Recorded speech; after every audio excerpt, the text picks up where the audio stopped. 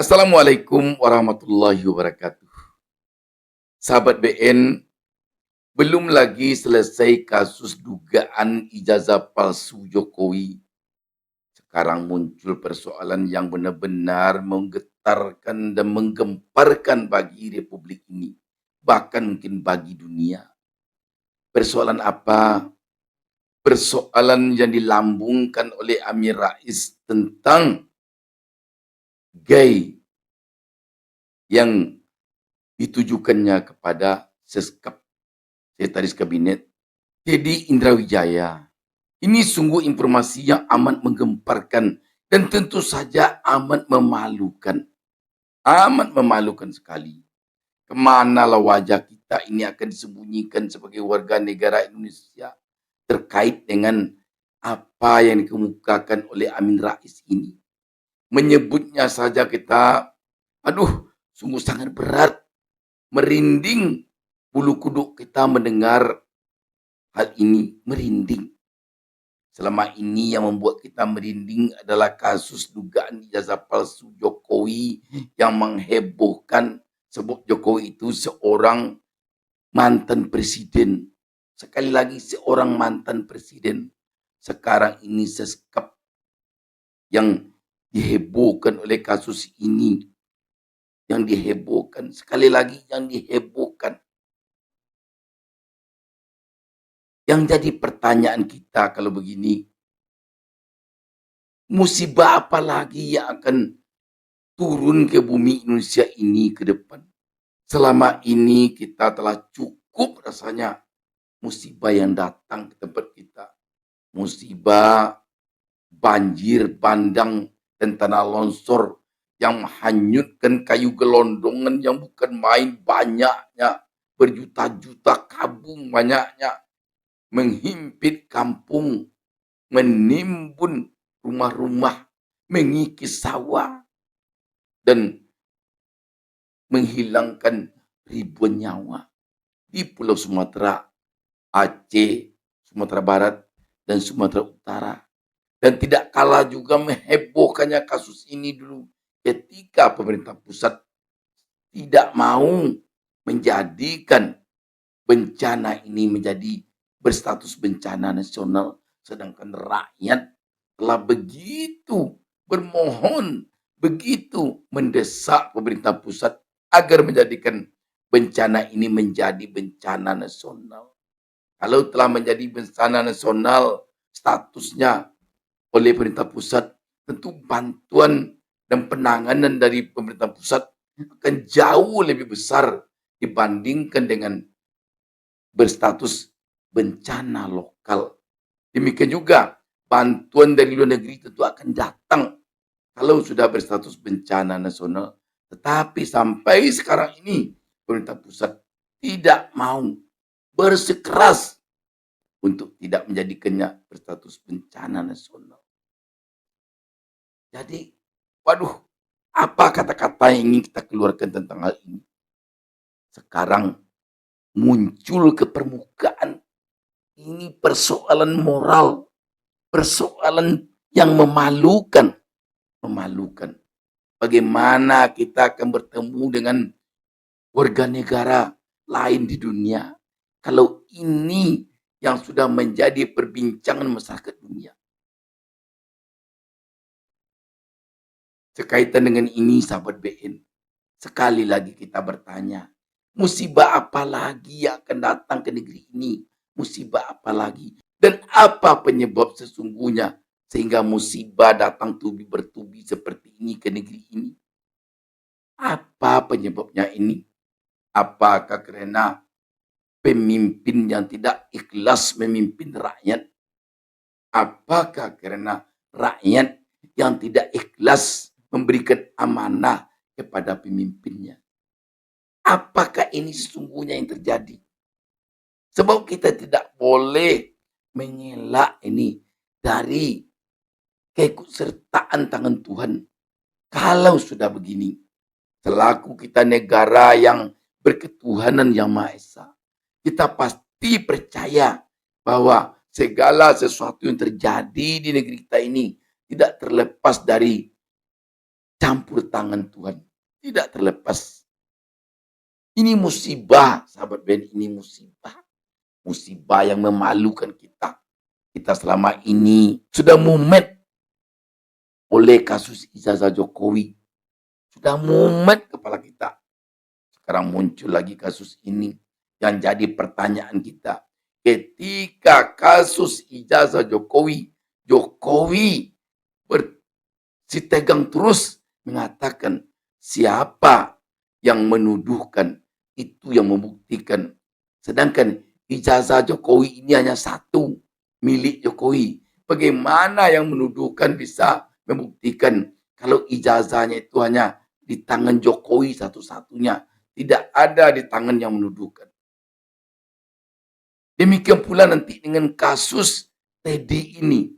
Andaikan nanti kasus ini sampai ke pengadilan, bagaimana pula jadinya nanti kalau Teddy juga mengatakan siapa yang menuduhkan, itu yang membuktikan. Bagaimana bisa nanti Amin Rais membuktikannya? Karena kasus ini adanya dugaan ini pada Teddy.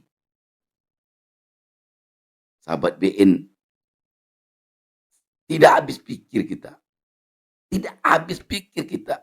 Dan tidak ada kata-kata lagi yang kita ucapkan terhadap berbagai fenomena yang terjadi di negeri ini akhir-akhir ini. Dan kita haruslah agaknya kembali suruh ke belakang. Kita lihat kembali apa yang kita lakukan selama ini yang berlawanan dengan Yang Maha Kuasa. Apa perbuatan-perbuatan kita yang berlawanan dengan kebenaran. Kita di sini bisa jadi pemimpin. Kita di sini bisa jadi rakyat. Ini perlu kita koreksi bersama. Perlu kita renungkan bersama. Apa yang telah kita perbuat selama ini yang tidak didasari oleh kebenaran. Apakah kita ketika memilih pemimpin dulu penuh kecurangan? Apakah kita ketika memilih pemimpin dulu yang memilihnya yang curang? Ataukah yang dipilih yang curang? Sehingga datang teguran dari Yang Maha Kuasa seperti sekarang ini. Kita menyebutnya ini, masih ingin menyebutnya ini teguran. Tetapi kita tidak bisa memastikan apakah ini masih dalam kategori teguran, apakah ini sudah azaban pada kita. Coba lihat sekarang ekonomi kita benar-benar mencemaskan. Nilai rupiah telah di atas 17.300 per dolar Amerika. Sungguh satu hal yang selama ini tidak terbayangkan oleh kita. Tidak pernah kita membayangkan rupiah kita akan mencapai 17.300, apalagi lebih. Mengingat apa yang disampaikan oleh Presiden Prabowo ketika dia baru dilantik. Dia akan menguatkan nilai rupiah. Aduh. Sudah saatnya kini sahabat BN, bangsa ini secara nasional, tobat nasional kita lagi. Jangan kita perturutkan juga lagi hati kita masing-masing. Ketika hati kita itu bisa jadi sudah dibalut oleh apa yang disebut dengan kemungkaran, apa yang disebut dengan kebatilan. Ini sudah sangat tampak sekali, bahwa ini adalah sebuah musibah besar yang selama ini musibah besar kita adalah soal ijazah seorang mantan presiden. Masa ijazah seorang mantan presiden dipertanyakan? Ijazah seorang mantan kepala desa saja dipertanyakan orang, itu sudah jadi persoalan itu. Ini ijazah mantan seorang presiden. Orang nomor 1 di Indonesia ini ijazahnya dipersoalkan. Ternyata itu belum lagi puncak. Sekarang datang yang menurut kita ini puncaknya. Mana tahu nanti bagi Tuhan ini belum puncaknya, ada puncak yang lebih tinggi dari ini. Kita mengatakan ini puncaknya karena ini menyangkut dengan istana. Aduh. ketika persoalan ini muncul. Aduh, apa kata-kata yang kita katakan sekarang ini tentang persoalan ini? Persoalan gaib. Bayangkan persoalan gaib. Bayangkan sehubungan dengan ini, baik kasus ijazah Jokowi maupun kasus Teddy tentang gay ini, kita rakyat masih ingin berharap kepada semua pihak. Tolonglah kasus ini diselesaikan dengan kepala dingin, dengan hati yang jernih, dengan jiwa negarawan. Jangan lagi kita berkutat dengan cara dia berkusir. Yang satu mempertahankan dengan cara dia, yang satu mempertahankan dengan cara dia. Semuanya membuat rakyat bingung, membuat rakyat gelisah, membuat rakyat susah. Kepada pemimpin kita berharap, memimpinlah dengan tulus dan ikhlas. Ingatlah bahwa Anda memimpin digaji oleh rakyat. Uang rakyat yang menggaji Anda menjadi pemimpin. Karena itu, kalau ada kritikan dari rakyat, kalau ada masukan dari rakyat, jangan negatif semuanya. Jangan dijawab dengan emosi. Jangan dijawab dengan hal-hal yang membuat rakyat semakin sakit hatinya. Jangan. Demikian pula rakyat. Kita rakyat jelata ini, marilah kita sadari ketika nanti ada memilih pemimpin. Janganlah terpengaruh juga oleh amplop yang isinya 300.000, 500.000. Jangan terpengaruh juga oleh beras yang isinya 4 liter, 3 liter. Jangan terpengaruh juga oleh minyak goreng yang isinya 1 kilo, 2 kilo. Jangan terpengaruh juga oleh itu. Jangan terpengaruh juga oleh itu. Marilah kita sama-sama bekerja keras. Marilah kita sama-sama membanting tulang. Mari kita sama-sama memohon kepada Yang Kuasa agar ekonomi kita ini bangkit, agar ekonomi kita baik. Sehingga kalau ekonomi kita baik, kita tidak akan mempan disuap, disogok dengan amplop, disogok, disuap dengan beras, disogok, disuap dengan minyak goreng. Tidak akan mempan. Karena itu, bagi kita rakyat biasa, marilah kita sadari, marilah kita renungkan, mari kita pilih pemimpin sesuai dengan hati nurani kita. Bagi pemimpin begitu pula, memimpinlah dengan ikhlas. Jangan marah juga kalau dikritik rakyat. Jangan marah juga. Rakyat ini mengkritik pemimpin karena pemimpin itu mereka yang menggaji. Coba pemimpin perusahaan, tidak ada dikritik rakyat. Tidak ada. Karena yang menggaji perusahaan itu direkturnya, ownernya, bukan rakyat. Bukan rakyat menggajinya. Terserah.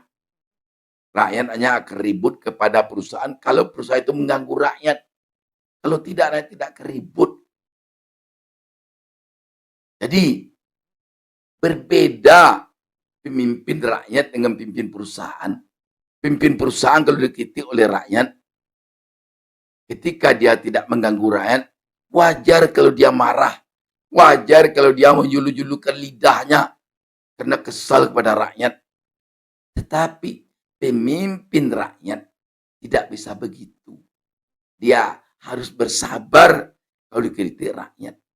Dan terhadap calon pemimpin nanti, baik calon pemimpin nasional maupun calon pemimpin provinsi, calon pemimpin kabupaten kota, calon pemimpin desa, jangan mau juga menyuap rakyat, menyogok rakyat, menipu suara rakyat untuk menjadi pemimpin. Jangan.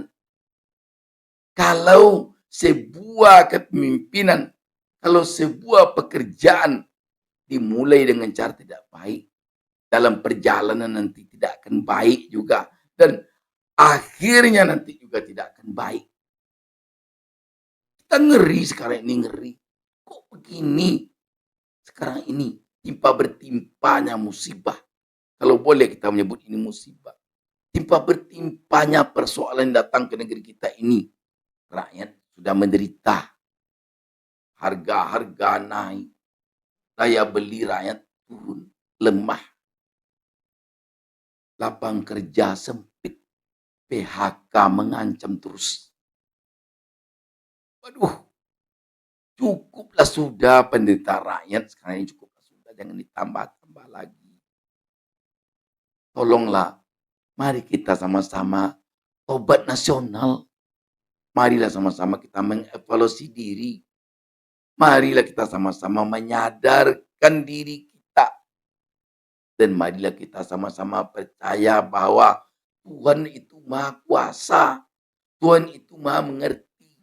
Tuhan itu Maha mengetahui. Tuhan itu Maha terhadap segala-galanya. Jangan kita anggap apa yang kita lakukan Tuhan tidak tahu. Jangan. Sahabat BN, dengan kata-kata yang sulit saya katakan ini, saya akhiri pertemuan kita ini dengan mengucapkan banyak maaf. Saya mohon maaf kepada semua pihak. Kalau apa yang saya katakan ini mungkin banyak yang tidak benar, saya mohon maaf. Tujuan saya hanya satu, bagaimana agar negeri ini bisa tenang, ekonomi bisa terangkat, rakyat bisa sejahtera, kita bisa rukun dan damai. Demikian, wassalamualaikum warahmatullahi wabarakatuh.